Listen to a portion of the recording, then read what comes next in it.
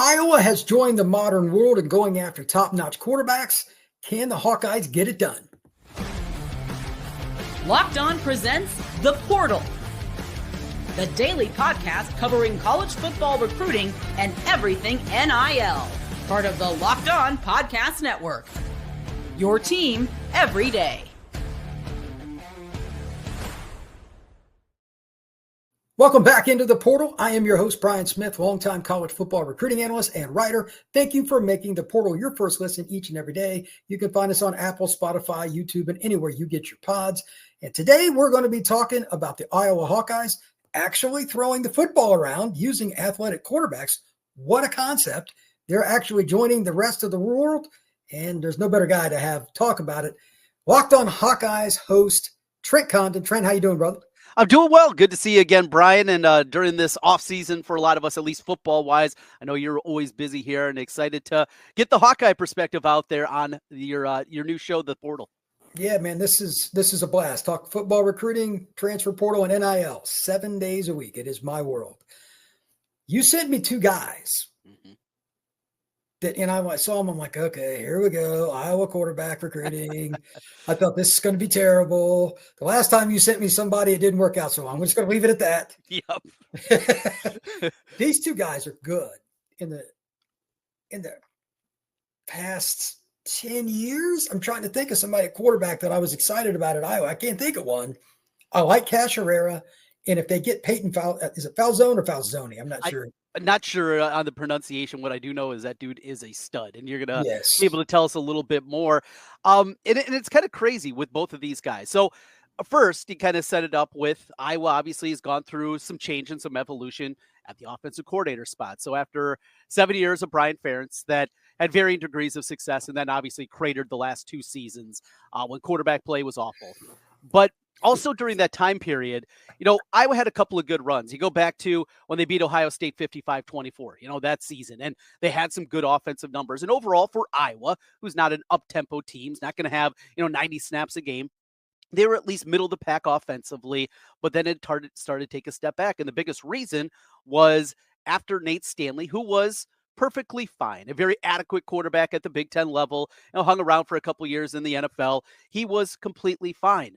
But after that, the quarterback recruiting just completely fell apart. And one of the reasons that people believe that is Ken O'Keefe was the quarterback coach. He was a longtime offensive coordinator, went then to the NFL, was with the Dolphins with Joe Philbin, who was they were assistants together at the University of Iowa. And when O'Keefe came back, he was late in his career. And you wonder if that eye for talent maybe dried up, or they just kind of took the easy route. Hey, these guys, they're happy to commit to Iowa. We don't have to do a whole lot of sale, because you look at the recruiting and you look at the misses, there was a whole lot there. But probably the biggest one, you remember Spencer Petras, who turned out to be a 3-year starter for Iowa. Going into that recruiting class, Iowa had a commitment from a quarterback, but guy bailed out. So they went back in, they looked who was available. There were 2 quarterbacks that they really liked. They set up 2 visits. One was Spencer Petras, who was committed to Oregon State after, I believe, Jonathan Smith left. It wasn't Jonathan Smith, the coach before that, Anderson, left. He reopened his commitment. The other one was a guy that ended up going number 2. Now, we know it didn't go very well in New York, but you look at the time at BYU and you look at what Iowa could have had just with a different quarterback. That was a big change. And, they just swung and missed. So a lot of people will point the finger at Brian Ferentz. I'd probably be among those. He was given the quarterback coaching job, though. After the offense was showing some signs of struggles, Ken O'Keefe retires, and then they doubled down and they give Brian Ferentz the quarterback coaching duties, and it completely fell apart after that. So that's the reason I think you've seen just such a huge step back. And the hope is now with Tim Lester taking over as the offensive coordinator, a guy, yes, that actually has a background in quarterbacks, then they can get the ship righted at QB. Well, the great news for Iowa is not only do they have a quarterback committed, they've got a kid committed in Cash Herrara, who is a dual threat, has just an insane moxie about him in the pocket. Like, he reminds me at this stage of in high school now, as a better Riley Leonard. Like, Riley Leonard was probably the most mobile in the pocket, just escaping guys. This kid is just exact, but he's a better passer at this stage than Riley Leonard by a mile. Now, for full disclosure, Riley was primarily a basketball player for most of his high school career, averaged like 25 points a game down in the Mobile area. He's a really good athlete. Cash Herrara is not a kid that Iowa ever gets. He plays in the greater San Diego area. The only knock I have is not on him. It's the school he plays at. Competition's not that great, but you should dominate it, and he does. And the greatest thing about it is arm strength and accuracy on the deep ball. You can make up for a million things if you're good with the deep ball. He'll throw it going into the bench with a guy right on his tail and drop it in the bucket. Okay, this is Iowa football now. He will start as a redshirt freshman at Iowa. I assume he's got to learn the offense. They don't have anybody like him. They don't. He may even play some. I don't like it, but he may even play some as a freshman. They don't have guys like him on right. There's somebody you're going to tell me about. I don't think so. You know, Jimmy Sullivan is the kid that they just signed in the class of 2025. He was a holdover from the previous regime. And Tim Lester, when he got the job, he looked at him, he liked him, watched him throw, and he kept the offer there for Jimmy Sullivan in the class of 2025. And I do know they really do like him, but you're right. Now, another thing about this quarterback room, in less than a calendar year, this thing has been completely retooled from Iowa. Tim Lester came in, he saw the parts there. He saw the freshmen, he saw the young guys, he saw the veterans, and he completely cleaned house. So they did it very, very quickly. You look at that quarterback room. So they bring in Mark Gronowski for this year, the 1 year kind of stopgap guy. And I want to also probably get your thoughts on a guy that I know you saw in high school, Hank Brown, who was at Auburn, played at Auburn this past season, a couple of different games. He started against New Mexico, got the win, didn't look very good in the SEC opener then after that, but he's a guy still has 3 years of eligibility, is not going to be thrust in to the starter role. That's Mark Gronowski is going to be the starter here, but more a developmental guy. He's got a connection. He's from Naperville, Illinois.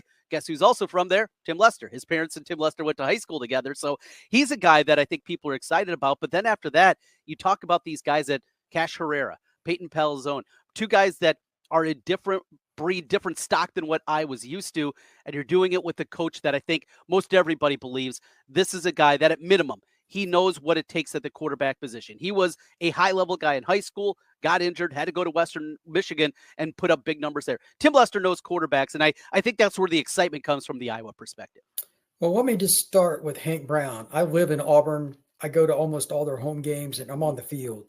Hank looks the part. Hank's fairly mobile, and he's a really great kid. Played at a private school in Tennessee his last year or so. I don't think there's any doubt that he will fit into Iowa's culture. That's first. It's very important. Checkbox cleared there. But when he got into the SEC game, he saw ghosts immediately. Yeah. It's different. He was so awful in that first half, they yanked him, and he really didn't play again. Mm-hmm. So there's not much film of him against SEC, and the one time he did play, he had 3 picks and a half. So arms there, mobility's there, great kid, he's got size. I think the advantage, I don't know how much they're going to run now because they're changing their offense some, but Auburn is extremely heavy with RPO. It's 75% of their offense. And they got the athletes. I mean, they got Cam Coleman outside. I'd run it too. But at the same time, what is Iowa going to do with him? They still need to be better up front on both sides of the ball, as I'm sure you would agree. If they establish the run with a kid like this, he'll go get you 4 yards on 3rd and 2 on a scramble. Now, he's not Michael Vick. Yeah. He'll extend plays, and Iowa hasn't even had that consistently over the last decade. They've had some guys, and he'll fit in, he'll do things. He'll probably be a starter for a year or so, but again, like Herrera is another level of athlete. Okay. And Hank, I mean, the experience, I get it. The old school staff at Iowa probably would rather start the vet, and I get that. Oh, yeah. But at some point, he's going to have to take major strides and do better when the pocket collapses. He's terrible when the pocket collapses. That's at the end of the day, you have to take pain and complete passes at quarterback. That is his biggest ailment right now. He gets over that hump. All the other parts are there. So I'm happy for Iowa in that regard. But the next kid we're going to talk about, Trent, and I want to get into this more specifically, is, in my opinion, as I told you before the show, the most important recruit in Iowa's history of the last 10 years, conservatively, if not longer. I'm not saying he's Chuck Long, but, this kid could be in the Heisman race at some point. That is next here on The Portal.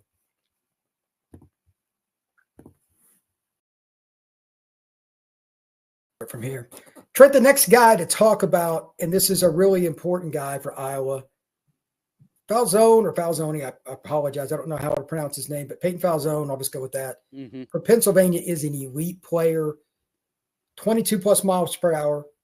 That's what catapult, the equipment they put on him. He has the athleticism to make people, I don't even know how I want to put this. He has the athleticism to make people just look stupid. Now, in high school, a kid that's 6'4", 6'5", give or take 200 pounds should do that. But at the same time, I don't think there are many guys that I was even tried to recruit like him. Mm-hmm. When was the last dual threat that you thought that they got that was, I mean, just like straight up, this guy can beat you if he has a bad day throwing? Yeah. It's not what they look for. They look for that prototypical Brian Ferentz, like the big, strong arm quarterback, and the guy that, yes, you wanted a guy that could move around a little bit, and that was a part of it. But there was never a great athlete. You know, we mentioned Nate Stanley. What made Nate Stanley good in the run game was quarterback sneaks. I mean, he was just so strong, and he was able to get behind it and go back to the Holiday Bowl win that they had against USC when they're just quarterback and sneaking from the 5-yard line, knowing that they're going to be able to push him twice and get into the end zone, and didn't even need that one of the times as they were able to do it. So he liked that kind of guy. When you're talking about a guy that could move around, I mean, I go way back to like Marvin McNutt, who turned out to be a wide receiver for them and a very good one in the early 2010s. That's how far back you have to go. They recruited him out of St. Louis as a quarterback. He was there for less than a calendar year before switching positions and moving to the wide receiver position. And even Marvin McNutt, the reason he didn't stick in the NFL, he wasn't a real fast guy, which, you know, for a wide receiver is kind of crazy. He was more of that big body type of guy, and it just shows you the prototype. I mean, do we have to go back to Brad Banks? We're talking about, you know, going on almost 25 years ago, 23 years ago now from his Heisman runner-up season. So it's just something that Iowa, yes, you want athletes, you want guys that can move around, but when you're talking about a pure dual threat quarterback, it's not something that has, you know, Drew Tate was a guy that moved around, but you never think of him as a dual threat. He'd move around in the pocket. He was as good escaping pressure as anybody that I've ever seen in a Hawkeye uniform, but it's not that tuck it and run kind of guy. A question I had, though, about Peyton Falzone is he does have a visit set up with Iowa. He's going to be coming to Iowa City in April during spring practice and getting a look around campus. Also has a visit set up with Utah. I watched the tape. I was impressed, but I usually am impressed with everybody's tape because I don't have a same kind of discerning eye that you do. Why doesn't he have some bigger offers? I mean, why does he seem to be a little bit down further the pecking order of the quarterbacks in the class of 2026? I think there's two primary reasons. This is the case every year. This won't change. All the camps start down south because of weather. Mm-hmm. If he's going to go to an Under Armour camp, it'll probably be the Baltimore one. That's not for another month or two. Gotcha. And he's also at a school that's not normally dominant. He's murdering people, but he should be. So, like, if he played down where I live, like I live in Auburn, Alabama. If he played at Auburn High, if he played at Thompson over in Birmingham, totally different deal. He'd have eyeballs on him every week because there's somebody going by his high school for practice, and every one of his games is filmed and sent out everywhere. He's in, I think, Nazareth, Pennsylvania. I don't even know where that's at. So that's why, like, he's the kid they get once every 50 years. Yeah. So it's a great story. But again, if you play against kids that you're better than, guess what you should do? Trent, you should kick the crap out of them. You should kick the crap out of them. And here's the other part of this. This is just my understanding of how this works. I've seen it at several programs over the last few years. Iowa's not going to out-recruit Georgia and Ohio State and Texas. Okay, right. Well, I get that. But if you have a Pied Piper at quarterback and you get the kind of coaching that Iowa has, and we both agree, as far as tackling, blocking, understanding angles on offense and defense, and their special teams being consistent, you don't turn the ball over and make a few big third downs and your quarterback's a leader, you can compete with anybody on a given day. Iowa's a quarterback away from being the most annoying team in college football because they're already annoying, but you know they're not going to score over 20 points against the quality. They're not. Mm-hmm. He's going to give you another touchdown. So if they can get him away, and for those that wonder, Penn State is offered. Yes. If Penn State offers an in-state quarterback, okay, he's really good. So again, he's not from a, oh my God, program. Mm-hmm. Alabama's looking at him. Penn State's offered. Iowa likes him. He's run over 22 miles an hour. This is a game-changing quarterback for the Hawkeyes. I know that it would be, I hope they get him because I root for change in college football. And if he goes to Penn State, I get that. Yeah. I don't think he'll go to Alabama because they just got Keelan Russell. I'd be kind of surprised. I wouldn't want to follow that. He's unbelievable. So we'll see. The Penn State part of it, and yes, he does have an offer. Do you look at it though as maybe is he being slow played a little bit? I mean, I'm sure Penn State's after a couple of top shelf guys, and maybe he's second, third on their pecking order. They're kind of slow playing him. I mean, could you see that being why he hasn't committed yet, a Pennsylvania kid that has a Penn State offer, or do you see it maybe in a different way? Well, I'm guessing he has connections outside the state. I don't know about him personally, but think about this. Iowa's in on him, may get a visit. Utah is getting a visit for a kid from Pennsylvania. This isn't a normal family background. I would bet my bottom dollar on that. I've never heard of a kid from Pennsylvania early on visiting Utah, ever. So, and like the head coach, the whole situation there is up in the air. So Ludwig retired, right? Their offensive coordinator. Yeah, I mean, they've got all kinds of change. So I'm guessing he has some unusual connections. Now, Penn State may have him number one on their board. Maybe they got him. I have no idea. But they like mobile quarterbacks, so they want to kind of go to that based on Kowanicki being there. Of course, he was at Kansas. You're familiar with. Really good coordinator. So he fits. So, I mean, it's Penn State. I get that. But the other thing is Penn State already has a quarterback in this class from California. Now, he's really good. I'd seen him play before, but that was before all this kind of like this kid blew up. This past season, this kid went nuts. Would they take a second quarterback? Are they still going to stick with the other kid? I don't know. He's a California guy. So this is ripe for the picking, whether it's Iowa or somebody else. I'm guessing Pittsburgh can't recruit itself out of a wet paper sack in state. They can't get anybody that Penn State wants. Notre Dame, Ohio State, Michigan, go in there and kill them, etc. Iowa does. This kid could go anywhere. It could be one of the more interesting recruitments, especially if he doesn't commit really early. Like, late May, early June, everybody takes the ribbies. If he sticks it out, maybe it is Alabama or Georgia or somebody outside. And then Iowa would take him if they got somebody else. There's no way Iowa wouldn't take him as a second quarterback, in my opinion. But when we come back, we're going to talk about a few in-state prospects, including an offensive tackle that is committed to Iowa that I love. I want to get Trent's thoughts on that. That is next here on The Portal. This is a message from our sponsor, Intuit TurboTax. Taxes was dealing with pieces of paperwork and frustrating forms, and then waiting and wondering and worrying if you were going to get any money back. Now taxes are easily uploading your forms to a TurboTax expert who's matched to your unique tax situation, an expert who's backed by their latest technology, which cross-checks millions of data points for the 100% accuracy that you need. While they work on your taxes, you also get real-time updates on their progress, and you get the most money back guaranteed. All while you go about your day, no stressing, no worrying, no waiting. Now, this is how you do taxes. Intuit TurboTax. Get an expert now at TurboTax.com. Only available with TurboTax Live Full Service, real-time updates only in iOS mobile app. See guarantee details at TurboTax.com/guarantees. Trent, this is good, bad, or indifferent for you when you kind of look at I'll give you the big box question here. 2026 in-state. Where would you say it is far as being on par with a normal year for the in-state talent? There's a couple of really high-end guys that I really like, and unfortunately, from an Iowa perspective, probably are not going to be Hawkeyes. The first is Jaden McGregory. Now, full disclosure, I live in West Des Moines. I used to teach in the Valley School District, so know a lot of people, know a lot of coaches. They have nothing but great things to say about him as an athlete. He transferred in from one of the public schools in city from Des Moines North after his freshman campaign. He's a tremendous basketball player. Just watched him a couple of different times yet. Iowa hasn't offered. And it's so interesting because Iowa has a good relationship with the Valley staff. It's nothing like that. Talking to people, he's a good kid. It's nothing. There's just, for whatever reason, something that Phil Parker apparently doesn't like about him, or maybe they just know that he's a guy that's looking to get out of state. And that could be something too. I know Minnesota's heavily involved. Georgia is offered. Not very often we get the Bulldogs offering guys out of the state of Iowa. That was definitely an eye opener. So I really like McGregory. Like I said, unfortunately, I don't think he's going to be a Hawkeye. And the other one is the tight end, Evan Jacobson from Waukee. In fact, speaking of basketball, just called his game last week on the hardwood. He went down with a knee injury within 2 minutes of the game. And his dad is an orthopedic surgeon here in town. Dr. Jacobson went running onto the floor.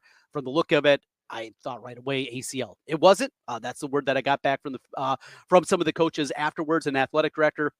said it didn't appear to be that after it. So you're hopeful, but he's a big kid. Now, remember, his brother played for the Seattle Seahawks, Michael, a couple of different years, who played high school football, but was a basketball player, went to Nebraska out of high school, ended up at Iowa State, was on a couple of really good Iowa State teams. And his brother, good basketball player, Evan, but I think he understands, looking at what brother was able to do, not playing college football, yet sticking in the NFL a couple of years. I think Evan realizes he could play college basketball. He could play at the Division I level college basketball, but he's not playing in the NBA. He has a chance to play in the NFL, and that's going to be there. But his family connections, brother went to Iowa State. Hawkeyes probably are not going to get that call either, even as good as Iowa's obviously been at developing the tight end position. Those two guys are really good. And I watched Jaden McGregory's film just a little bit ago. I'd seen it last year. You told me about him. Mm-hmm. His length is insane. Yeah. Oh, my goodness. I don't care if it's corner, nickel, or safety. We're good. And I'm guessing that's why Kirby offered it. Mm-hmm. They kind of get the pick of the litter down south at DBs because they're so good with coaching them. So you're right. When a kid from the state of Iowa has a UGA offer, it's a little different player. But the kid that I like that I think is just got NFL written all over him because Iowa does such a good job developing is Carson Nielsen. I mean, he's committed. He's from Waterloo. He goes to West. He's at least 6'6", I'd say, just by looking at him on film, maybe taller. He's got long arms. He fits the left tackle mold. Is this he's been committed for a while? Was he just always a Hawkeye? Is he family? Is it the whole 9 yards? Yeah. Grew up a Hawkeye family, and that was the first part. I remember when he committed after his freshman year. There was a lot of talk about that. Waterloo West is not a power by any means. The Waterloo schools on the football field have struggled for the better part of 30 years now and haven't been highly successful. West has been the better of the two. So, you wonder exactly, what it's going to look like for him and if he's going to be battle tested. The other part is at the big school level here in the state of Iowa. Central Iowa is where the power is. You look at year after year, the number of teams that make it to the Final Four, to the Unidome, and get to play in the semifinals. It's almost always now teams from Central Iowa. So you wonder how battle-tested he's going to be. But this is a guy they're excited about. You mentioned the size. It's there. Left tackle. And that's something that Iowa's missed on. You go back for the last 40 years now. They've been playing a guy that's going to play in the NFL at guard, at left tackle, because they missed Caden Proctor. Thought they had him, and they didn't. Thought they had him again, and then didn't have him. And that has really put Iowa's offensive line behind the 8 ball, is they haven't had that prototypical left tackle. This is the guy, Nielsen, that they think is going to do that. So can they build that bridge for the next couple of years, find a guy that can play that position, and then hope that after a redshirt year, Nielsen can be that guy? When you talk about the athleticism, talk to people also that just work with him. I talked to a couple of people that have had him in camps and said, this kid is going to put in the work. There are no corners cut with him. That's exciting to hear with the guy with that skill set, that size, but that athleticism to be a left tackle. Yeah, I thought that he was good in space, screen game, getting outside, little things like he doesn't extend his arms at the right time yet. Just technical stuff that you can't really worry about. That'll be fixed in about 10 minutes in Iowa City. But his arms are so long, got a little bit of a Joe Alt build. I'm not saying he's Joe Alt, but that's what it reminds me of. Joe was 6'7", and he grew after he got to Notre Dame, but he was 6'8.5" or something like at the combine. This kid could be that. I don't think he's quite filled out yet, but if there was a kid that I was sure about that Iowa signed the last few, this kid just fits the profile, Nielsen's the guy. Yeah.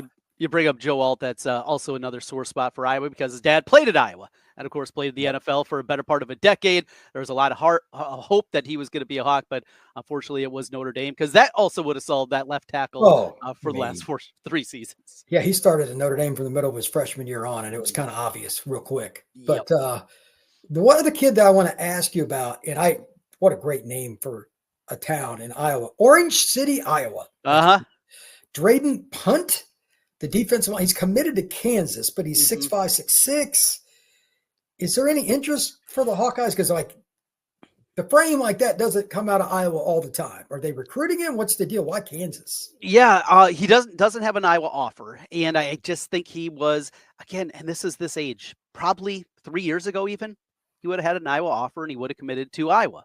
But in today's environment with, what are you going to sign, 12, 14, 15 kids in a freshman class because of the portal and the movement, I think this is a guy that's just a little bit further down their list. He's from Northwest Iowa. It's a long outpost too. In fact, Kansas, it's not going to be closer but Lawrence is going to be probably about the same distance in Iowa City, so that's another one. Plus, the last kid's name is Punt. I mean, what a perfect Iowa football player to have somebody with the last name Punt on there too. But from what I have heard, though, he's just a little bit further down the list. They have a couple of guys and defensive line is not something that they're really targeting a lot in this class too. That's probably another reason for it. Well, it's just interesting. But Trent, thank you very much. Always enjoy having you on the show, and I enjoy coming on your show as well. Yeah. Tell everybody where they can find your work, brother. Yeah, Locked On Hawkeyes, talking Iowa football, basketball. We talk wrestling. I mean, we do it all over there. Women's basketball has become a big one. So we do it all each and every day on the Locked On Network, Locked On Hawkeyes. You can find me over there, Locked On Big Ten, when I have a chance to jump on with the guys. Also host a daily radio show across the state of Iowa on the Iowa Sports Radio Network with stations in Des Moines, our flagship 106.3 KXNO, along with stations in Iowa City, Cedar Rapids, the Quad Cities, and Sioux City. From noon to 2 each and every weekday, talking the world of sports is called Miller and Condon on the Iowa Sports Radio Network. Man, you're a busy dude. I didn't know you did that much. That's a lot to keep up with. Now, if you can just stay warm while you're doing it. Well, it's going to be tough. We got state wrestling this week, so this is going to be a busy one. I'll be hanging out at Wells Fargo Arena Wednesday through a Saturday doing that. It's a busy time, but this is the best time of year, at least for me. I stay busy. Got state basketball coming up, girls and boys basketball, and of course, everything happening with the Hawkeyes. And then when it gets to springtime, then I can relax a little bit. April, May, that's my slow time of the year. So we're just counting down the days until we can get to that.